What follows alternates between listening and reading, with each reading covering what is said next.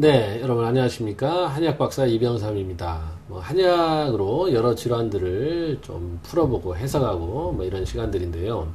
우리가 지난 시간에 이제 우리 몸에서 가장 중요한 생체 정보인 대변, 소변, 땀 이것에 대해서 말씀을 드렸습니다. 그리고 우리가 이제 대변에 대해서 자세히 지금 이제 얘기를 나누고 있는데요. 그러면 우리가 변비는 각 체질별로 어떤 식으로 또 어떻게 해결을 해야 되냐라고 하는 것입니다.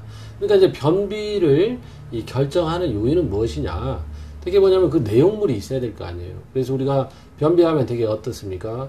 우리가 물이 마르는 것이니까 수분, 그죠? 수분에 대해서 많이 이제 생각을 하게 되고, 그 다음에 그 내용물을 만드는 섬유질, 셀룰로스 이런 걸 생각하지 않습니까?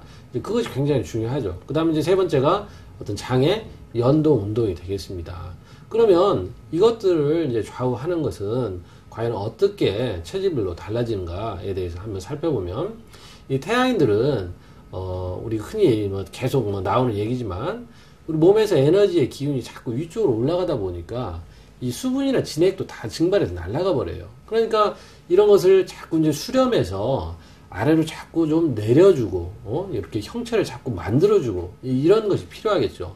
그래서 우리가 이 태양인들한테 가장 변비에 좋은 것은 감입니다. 감. 그러면 우리가 옛날에 감하면 감 많이 먹으면 변이 좀 막히고 변이 안 나오는 경향이 있지 않습니까? 그런데 오히려 태양인은 그렇지 않다라는 거예요. 왜 그러냐? 이 자꾸 날아가려고 하는 그런 기운들이 이 떫은 맛에 의해서 자꾸 수렴되고 응축되어서 어떤 형체를 만들고 대장에 윤기를 넣어주고 진액을 넣어준다는 거예요. 자, 한번 재밌는 얘기를 제가 해드릴게요. 예전에 우리가 이제 못 살았던 시절에 우리 보릿고개라는 얘기를 많이 하지 않습니까? 우리 춘근기에 우리가 보리도 나오지 않는 그 춘근기 봄에 어떤 아주 배고플 때 뭘 주로 먹었습니까? 우리가 연명하기 위해서 초근 목피, 그러니까 풀뿌리하고 나무의 껍질을 먹었는데 그때 주로 먹었던 나무의 껍질이 이제 소나무 껍질입니다. 그럼 소나무 껍질이 굉장히 떫어요. 여러분들 소래, 눈, 소래 싹, 아니면 소래 껍질을 실제로 드셔보신 분도 있겠지만, 그걸 드시면은 굉장히 떫기 때문에, 떫은 맛은 어떻습니까? 기운을 자꾸 수렴하고 응축시켜요. 그러면 날아가는 어떤 그런 진액들이 수렴되면서 소변이 굉장히 많이 나가죠. 그 소변 쪽으로 많이, 배출이 되니까 대장 쪽으로 물이 못 가서 변비가 생기는 거예요. 그러니까 이뇨작용이 너무 많은 그런 음식들은 오히려 소변의 양을 늘려서 대변 쪽으로 길이 막히니까 변비가 생기는 거예요.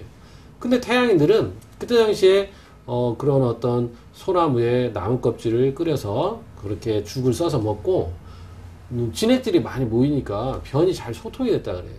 그러니까 다른 체질들은 소변 쪽으로 물이 너무 많이 나가서 우리 수분 양이 줄어드니까 대변이 딱딱해져서 우리가 참 말씀드리기 뭐하지만 피똥을 쌌다 이겁니다. 그리고 우리가 대변이 실제로 막혀서 죽은 사람들이 많았다 그래요. 네, 그래서 이재만 선생님 시절에 그때는 태양인이 그렇게 많지 않았다고 합니다. 그 동의수세본에서 보면은 예를 들어서 한 마을에 100명 중에서 이제 한두 명이 태양인에 불과했다 이렇게 얘기를 이제 하셨는데 그 이후에 우리가 그렇게 못 먹던 시절에 보릿고개에 태양인들이 솔잎이나 이런 걸 먹고 몸에 이제 진액이 잘 수렴되고 응축돼서 몸이 좋아진 반면에 다른 체질들은 이제 그것을 먹고 변이 막히고 목숨을 잃는 경우가 많았다고 합니다. 그래서 그 이후로 태양인이 많이 늘어났다라고 하는 거죠. 그래서 결국은 하여간 태양인의 변비에는 이제 좋은 것이 금방 그렇게 말씀드렸던 솔잎이나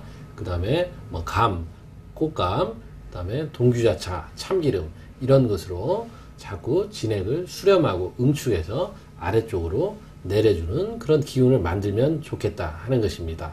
자, 오늘은 여기까지입니다. 감사합니다.